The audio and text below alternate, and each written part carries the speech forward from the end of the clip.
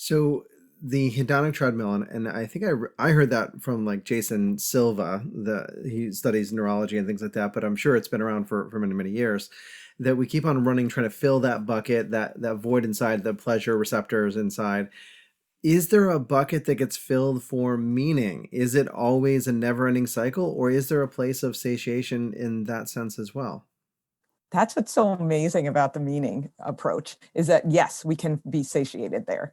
So with the eudaimonic, which is more the meaning-based side of things, we can actually get there. We can actually start to feel like, oh, there, satisfaction, life satisfaction, which we can probably all attest is quite different than those little pleasurable hits. So if we start to reorient our work towards how do I have that sense of meaning in what I'm doing, meaning isn't always going to feel good. Sometimes when we're doing really challenging things, difficult things, we're going to derive a lot of meaning from it, but it's not feeling pleasurable in the moment. But then we can look at those moments and say, wow, yeah, that's where I was having my biggest impact.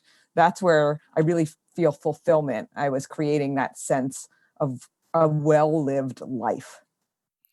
Is there a connection between the difficulty of the task and the meaning we derive from it?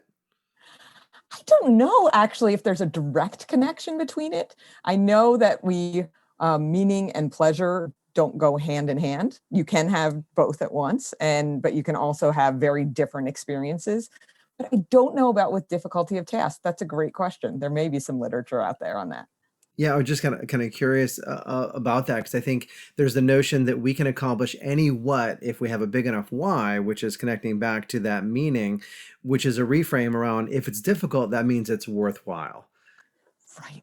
I think there's some danger in that in some ways because there's this little process we engage in called effort justification, where if we work really, really hard at something, we then our minds try to make it look good to us. Like our minds say, oh, well, that must have been worth something. But sometimes that it really wasn't worth something. It wasn't meaningful to ourselves. We just put a lot of effort into it. So we have to be careful there. The other piece that's confounds some of this is that flow matters. So you probably heard of flow, where when you feel deeply engaged in your work or whatever you're doing, time passes really quickly. And it's usually when you are deeply challenged. So something is hard and difficult, but it's matching your current skill set. So it's not so easy that you're like, okay, yep, walk in the park, but not so far beyond your current skill set that you can't do it.